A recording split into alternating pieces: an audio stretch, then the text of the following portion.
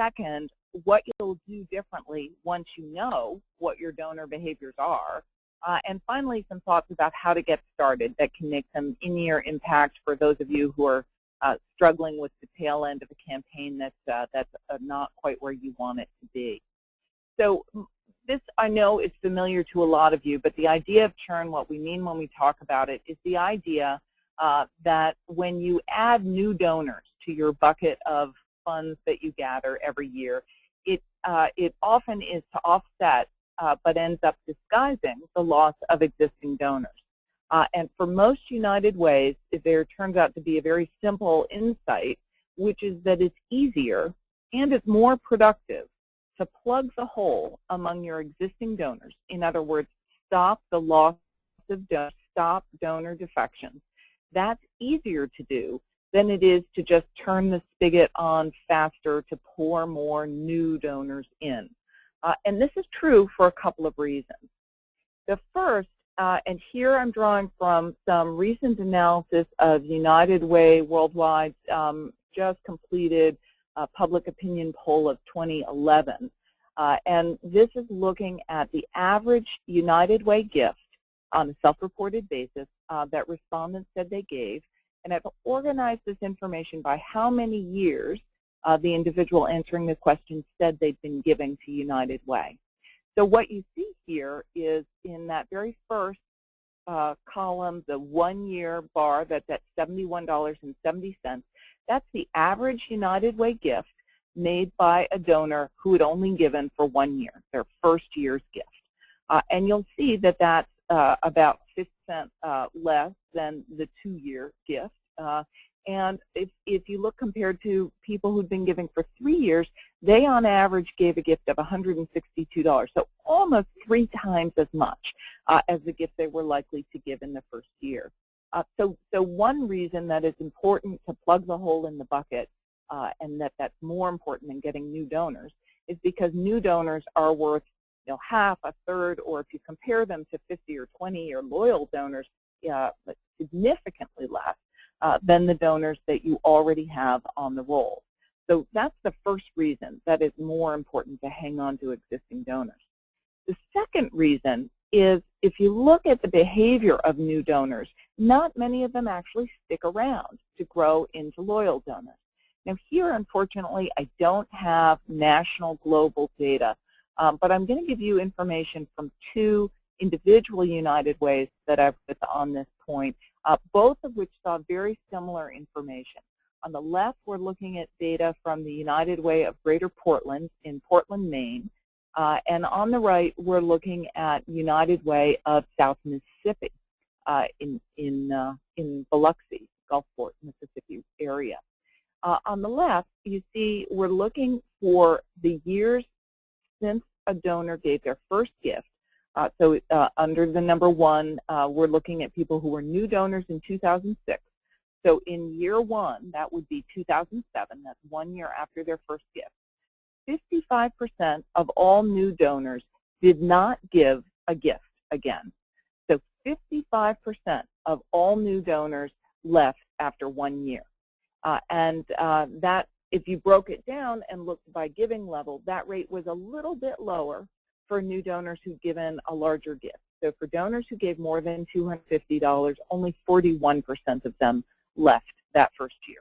Compare that to United Way of South Mississippi's information on the right.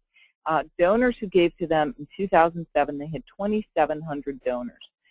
And if you look at, of that subset, how many of them also gave in 08, you'll see they lost 62% of their donors.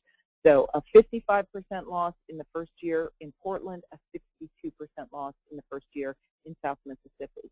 If we look on the left-hand chart at the second year, the turnover rate among new donors for the total new donor pool overall dropped significantly. It dropped down to a 16% turnover, which is still a significant loss, but it's about even with the area job turnover rate, and that's that light turquoise line along the bottom there, which suggests that they were losing track of people as they changed companies and therefore dropped out of the campaign, as opposed to they were losing donor interest. However, among the donors who gave at $250 and higher, and recall their first year drop-off was a little lower than the average overall, in the second year their drop-off is still quite significant. Another 26% of them chose not to give in the second year. And that continues into the third year as well for those donors at 250 or above. And the data for South Mississippi is similar, a little more disturbing. If we look at how many donors gave in 2007 for their first gift, 2008 and 2009, there's an additional 39% drop. And then going out 1 year further to those who still were giving in 2010, we had another 31% drop. So from the 2,719 donors who were new to United Way of Mississippi in 2007, only 438 of them, so that's just a little over 20% of them, excuse me, just a little under 20% of them, gave in every one of the next 3 years after that first year of giving. So all of this is to say that in general, new donors don't stick around to grow into loyal donors. However, if you can hang on to someone into the second year or the third year, you'll have a much better chance of strong retention with them. Now, beyond the challenge with new donors, that they give less and they don't stick around, they tend to leave you sooner as well. For any giving behavior, we're going to see very different values associated with them. And here I'm going to look at some data from United Way of South Mississippi, looking at all of their donors between 2006 and 2010. On the left is that 100% of their 12,000 donors. And the first thing you see, which is very distressing, is 60% of those 12,000 donors who made a gift at some point between 2006 and 2010, 60% of them did not make a gift in 2010, which is pretty staggering. Of that, about a little more than 15% of the 12,000 donors were folks who made their last gift in 2009. In other words, 2010 was the first year they stopped giving. And then a big chunk, about 45% of them, made their final gift either in 2008 or in an earlier year. So very disturbing news there. If we look at the balance of those 12,000 donors, on the right, I've grown out to show you the average dollar gift that they provided. So these are broken out by different behaviors. The donors whose gifts are declining, that little sliver of yellow in the middle of the left-hand bar and at the very bottom of the right-hand bar, a very small portion of the donors in this community. The donors whose gift has been the same, it's a small number, but they actually make up more than 10% of the giving. The next sliver are those whose gift has bounced around. It's moved up and down at least once during the period, but the most recent time their gift changed, it changed downward. They're also a pretty small part of the campaign.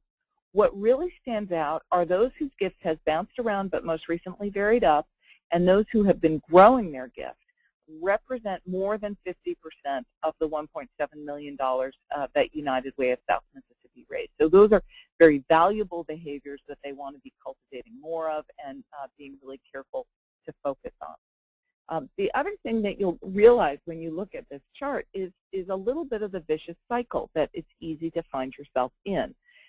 Because it's hard to give up all of those new dollars. Almost 20% of the funds they raised were new dollars when you're losing, 50% of your donor base, 50% of your new donors, but overall, 60% of those 12,000 donors are no longer giving in United Way of South Mississippi.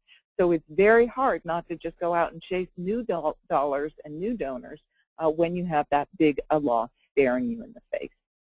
All right, so that's why donor behaviors matter. They look really different in terms of their importance to you, and in terms of your ability to really build a sustained base of giving, they represent very, very different potential. So once you've done the analysis of your donor database to understand the mix of behaviors and what they look like, what will you do differently once you have the information? There are really a range of things. There's some things that are very short-term that you can do right now, and I truly mean when you hang up the the phone or disconnect from the webinar, you can start on this afternoon that will make in-year difference for your campaign. And there's some other things that have got a longer time horizon to them. And I'm going to walk through each of these 4 suggestions and make sure you have got some clear steps you can take following our conversation today. The first thing you can do, which is a right now thing, is mine those lost donors to identify and create some win-back opportunities for yourself. A little further out from that, you can just get in the habit of using your data to set your goals, to plan your actions, to report your progress, and to strategize with your partners. The third thing you can do, a little further out from that, is to prioritize .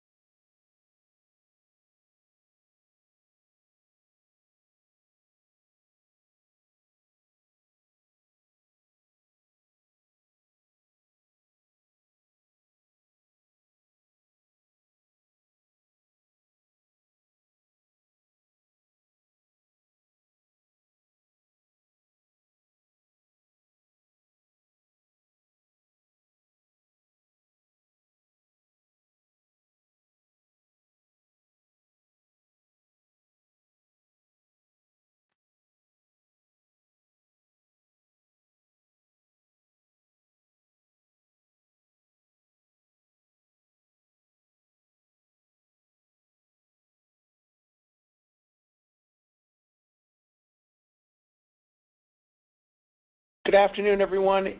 We've lost audio, and I have redialed back in and instructed all of you who might be reading this online to dial back in as well. Please stay tuned while we wait for Amy.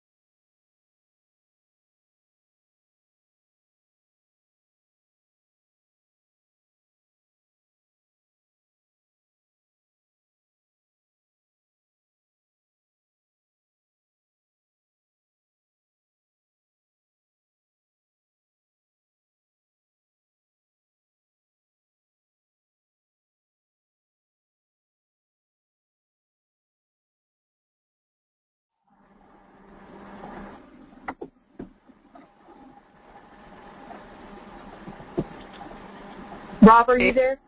Yeah, I'm here, Amy. So I'm back.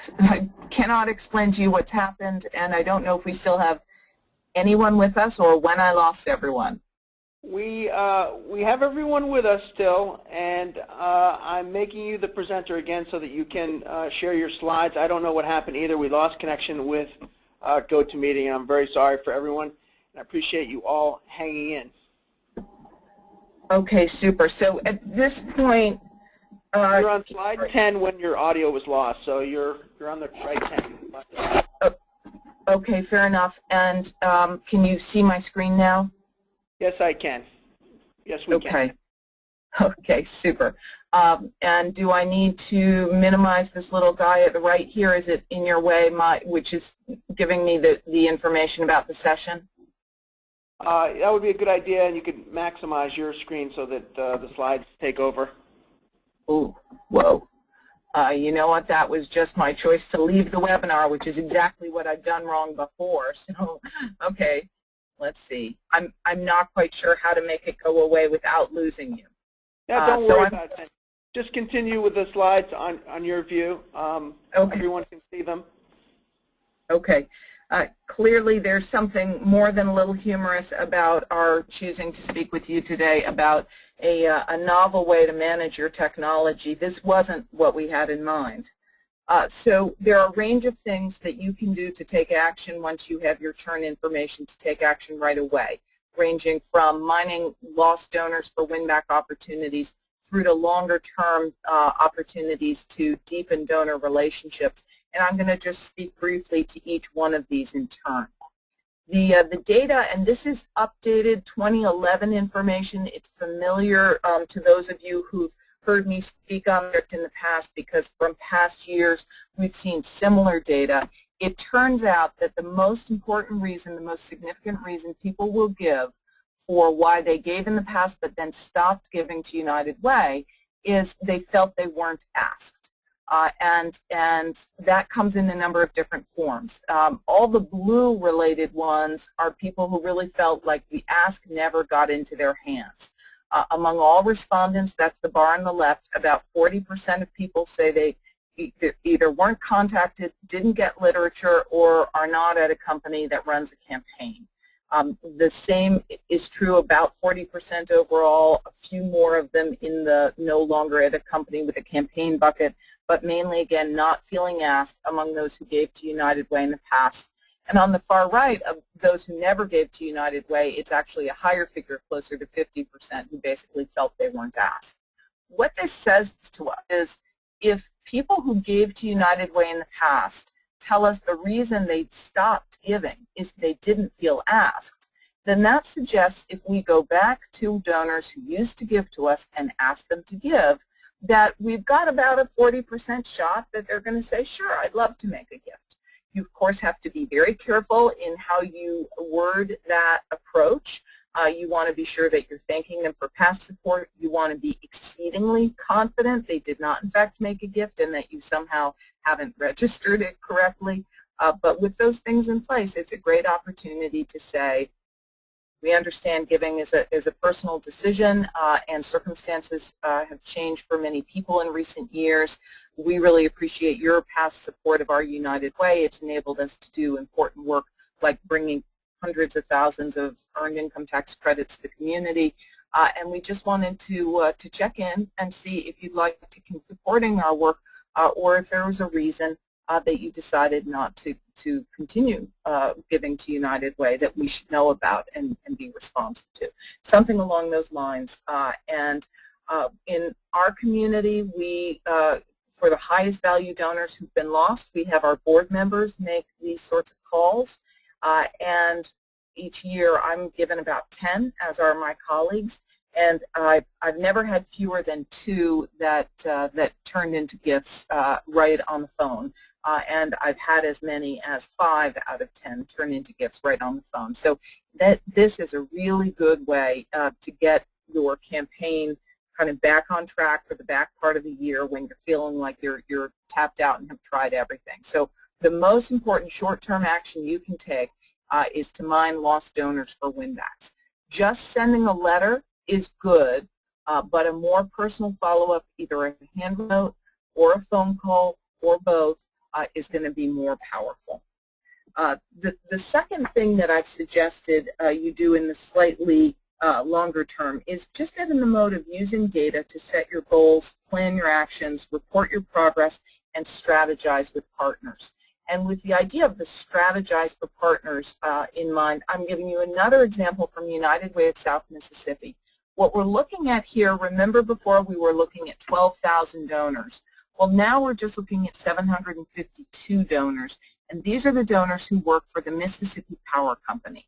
We're looking at the giving behavior of that group of people over the same period, 2006 to 2010, and in 2010, they raised, among that group of 752 people, they raised $250,000, so a very significant campaign.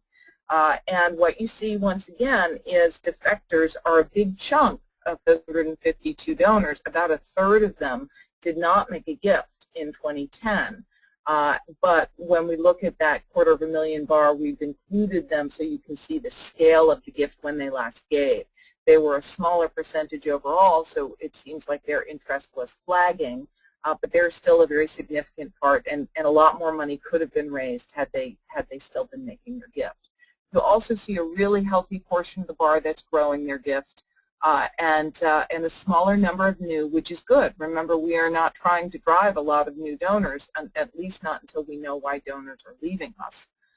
And then there's about not quite 10% of those donors who are sane in that sort of towards the middle of the bar in the light green section, where they represent a smaller portion of dollars than they do of the number of donors. Anyhow, here's this one look at one company, and imagine how effective it could be going in to speak with your employee manager or the CEO at this firm to express your gratitude for the work that they've done, and then also to really strategize with them about what are the successes that have enabled us to grow gifts, what could we be doing better, how is it that we're losing folks, what do you think is the reason they've stopped giving, how can we address that? So this becomes a really good way to make plans with an individual campaign. And for campaigns that have closed out for the year where you already have all the information, you could already bring this sort of graphic back and have a follow-up conversation as part of the thank you and debrief call that you no doubt are planning for the next several months, and really get you off to a good start for the upcoming year. It might also, this is quite a positive picture. Believe me, poor United Way of South Mississippi had some less positive pictures, particularly among the casinos. But it might, in those less positive situations, inspire a corporate gift to help offset a large number of employee defections, as an example. So this can be very good for relatively near-term dollar creation, and a little bit longer term, helping you really reorient the way you do your planning. The third opportunity I'd mentioned was just prioritizing your resource development objectives based on behaviors. And this has got to be specific to the information you see about your community. But let me just hit some high points that are going to be true for most of us. As we've already talked about, reclaiming lost donors needs to be an important priority for you. Hand in hand with that is to stop adding new donors in a world where you seem likely to be churning them out.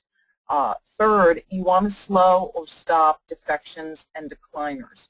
So for folks whose gifts have declined over time, it's important to reach out to them, let them know you've noticed that their gift has declined, you're still very appreciative of their giving, but you're concerned that there may be concerns they have about United Way, about the work you're doing, or the communications they're receiving from you which are not to their satisfaction, and you want to address that.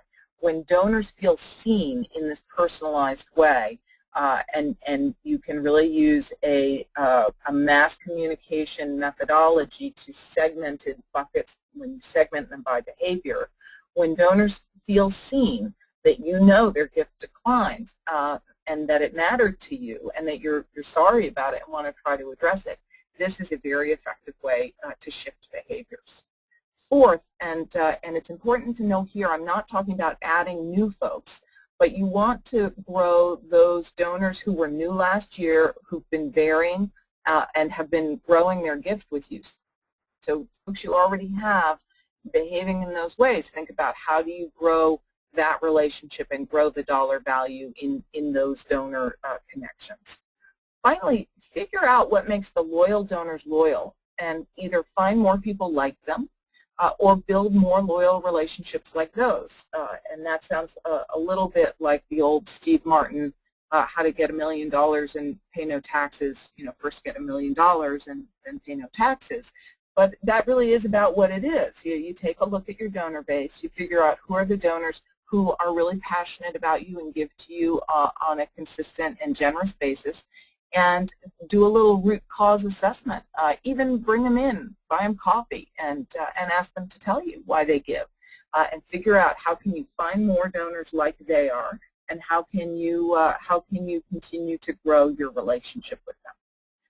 The fourth thing I had suggested on the what you'll currently, and recognize this definitely falls in the longer term category, I suggested that you seek a basis for deepening donor relationships. And I want to share some data with you. This comes from United Way Worldwide.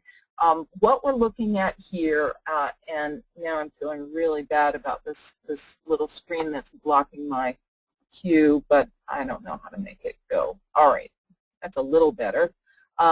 So what we're looking at here are a comparison between United Way's whose performance on the index of community impact practices is above average, and they're in the darker blue color, and those whose community impact practices are below average, meaning they're more like a traditional fundraise, fund distribute United Way. And what you see is across these multiple dimensions of resource development measurement, campaign, current year support, and the third pair of bars is under management, which are those dollars you raise net of designation, so it's the money you really control. You can see that with all of them, United Ways with above average community impact performance show 25 to 30% stronger resource development results. So if you're really struggling with how do you make progress in this area of donor retention, it comes back to having something compelling to sell to them. And community impact can be just that thing, or community mobilizations, the other language we've been using in the system to refer to that. Okay, so those are my, my thoughts for you on what you'll do differently once you know your own data. So now let's talk finally on the last point of how to get started. The critical starting point is going to be information. To manage your donor giving behaviors over time, there are a bunch of things you need to understand. First and foremost is what's the mix of giving behaviors among current donors. In other words, of all the donors that you've got in your database right now, what percent of them actually didn't give you a gift last year? Those are your defectors. What percent of them were new to you last year? What percent of them grew their gift? What percent did their gift drop? And how many of them has their gift been bouncing around? So this is what you need to know as a starting point. What's the mix of the behaviors? Second, you want to know the value of the average donor by giving behavior. So for example, in a lot of United Ways, decliners have got a very low average gift, and it's kind of their swan song before they defect. That's a very strong early warning signal that this donor is about to bolt. And so those are folks you want to get in touch with where you've lost them, show extra appreciation and reconnect with them. The third thing you need to know is what's the likely mix of giving behaviors from new donors. So some United Ways, I showed you the data from Portland and I showed you the data from Gulfport, have not had good luck hanging on to new donors. I guess they're perhaps using tactics that are very oriented towards creating an incentive to make a first gift, such as matching dollars targeting new givers or lotteries that you can enter if you're giving for the first time. So then the question is, how many of them are churning out? We saw those numbers over 50% for Gulfport and for Portland. What's that look like in your community? And how does that impact your thinking about new relationships, both how many of them you want to pursue and what you need to do with them once you have them?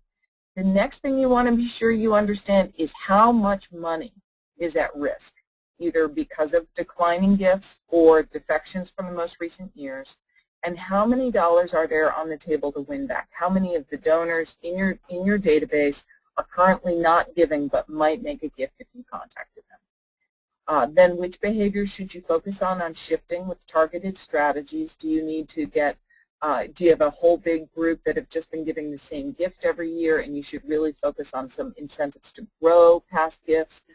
You need to look at your own data and see what's the priority there and come up with the tailored strategies to address it. And then finally, what's the potential fundraising impact of improving the mix of giving behaviors? So for your strategic planning purposes, for your budgeting purposes, what do you think is reasonable to forecast for next year? So this is the reason you need information, and this is the kind of information that you need. At the introduction, there is a free Excel churn model. It's an Excel-based tool that I authored and have been giving away free to all United Ways for, I don't know, 6 or 7 years, which you can just download from United Way online. And I can't give you the exact location of it, but if you just go on United Way online and search Excel churn tool, you'll get a link to it and can download it. So for those of you who haven't done it, here's what happens. And for those of you who have, my apologies for the repetition. But basically the user, you, are going to generate a report of your donor's giving history from your own database. So either your &R information, Enterprise, Rainbow, wherever you've got your information, you're going to come up with basically columns of data in an Excel type format, and you're going to copy that information into the churn Excel spreadsheet. Then you need to go through and update some of the forms in the spreadsheet, which is a little scary, I know, but actually is not hard to do, and there are instructions for it. And then you copy those formulas through the whole spreadsheet according to the instructions on the first worksheet of the spreadsheet. And then the tool is going to automatically generate statistics and supporting charts for you. It's going to tell you the mix of donor behaviors by donor count and gift dollars, similar to ones we've been looking at, average gift by giving behavior, and the average churn rate of your donors and dollars, both historically and then comparing that to your most recent year, so you can see whether things are getting worse or getting better. Now, one constraint, if you wanted to tailor the subset of donors you're looking at, for example, to put together a sheet like I showed you that you could take to the Mississippi Power Company or a different company of their campaign, or if you want to just look at behaviors of your de Tocqueville or your leadership donors, or if you want to look at different years in the past, you're going to have to start with a new download, a new cut and paste, and again going through the whole spreadsheet and updating and copying the formulas.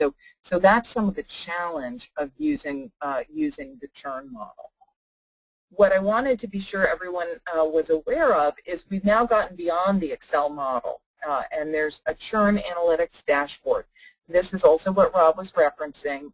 In collaboration, Findability Sciences and Case Strategy have created a new version of the tool that sits on your desktop and represents quite a few improvements over the Excel-based churn tool, which I was just speaking about. First is it's automatically generated. So there are options that you can click as to which donor subsets you want to include, whether it's a company level, an industry grouping, a donor gift size, all different ways you can select who to include, and it will just populate itself. It's real-time information. The value of this is you don't have to wait for campaign to close. So it's going to give you in-year identification of donors who've already given versus donors who you're hopeful that they're going to give because they gave last year, and then donors you're hopeful they're going to give because they gave last year, but the date of their last year's gift has passed. Because we all know there are people who tend to give at, say, year-end or when they get bonused, whatever time of year that might be, and you're looking for your gift to come in around the same time. Well, the tool now will highlight for you people who are just a little past that timing. Also, the tool can profile for you the resulting behaviors of new donors from the past to help you understand how effective your prospecting is in terms of creating a sustainable base of loyal donors. It also has summary insights, some high-level action suggestions, and budgeting and forecasting tools to support action plan. So if that sounds like something you'd like to know a little bit more about, you can get an online demonstration. You can email Rob, and this is his email, rob@findabilitysciences.com. And that's it for the material we hope to walk you through. Again, apologies for the technology snafu that we had that is entirely separate from and in no way a representation of the capabilities of the software I'm describing to you. Rob, do we have any questions or anything else you wanted to cover? We have a couple of questions, Amy, and I just have to congratulate you for making it through that glitch. We have all the attendees that we started with, so thank you for sticking with us. Couple of questions. First one is, what was the size of the local United Way that was the subject of this research that you just presented? So there were two different ways. United Way of Greater Portland is a Metro 1, but not a super large Metro 1. So I think they would count as a 1C. And then United Way of South Mississippi is a Metro 4. They raise a lot of money through CFC, almost $1 million through CFC, but of course that's all designated. And they've had grant income which has ranged from $250,000 to $750,000 in addition to those funds raised from campaign, which is what we were looking at. Okay. The second question is there a typical average churn or I guess attrition rate that you see as a pattern across the local United Ways that you've studied? That's a terrific question, and it has really varied tremendously. United Way Worldwide has tried to get their arms around it. You all have me to thank or curse that it's one of your database 2 questions is what your churn rate is. Basically, the metric that you saw Portland used as a benchmark, which is what's the job turnover rate in their community, is not a bad metric. Although, of course, we all hope that we can hang on to our donors even when they leave the workplace. This is why we look for things like personal email addresses or home addresses as a way to connect with people. So you'd like to say that you could do better than the job turnover rate, but the job turnover rate's not a bad measure. 17% I think is a little bit high. There are communities I know where that number is closer to 10%. And of course, in this market, it's peculiar because of the role employment plays. Basically, folks who are finding they've got in-year churn rates, in other words, not all the donors, but just the most recent year, if they've lost fewer than 10% of their donors, if you're in single digits, you're doing really, really well. Got it. Okay, this next question is actually for me. How do you connect to ANDAR? And how often is this data updated? We connect using a technology that we call the Findability Platform. I can provide more details about how that works, but essentially you think about it like you think about Google. It's a technology that indexes data behind your firewall, data sources behind or inside your organization. How often is it updated? That is up to you. The interval for indexing and presenting this data can be typically every midnight, every 24 hours, or less or more, depending on your needs. It looks like that's all the questions that we have. If anyone has any additional questions or any topics that they'd like to discuss in detail, please contact us at these addresses below. And thank you very much for attending. And Amy, thank you for putting up with the glitch. You did a great job, and you even threw a Steve Martin quote in there, which I love. Thanks very much, Rob. Bye, everybody. Goodbye.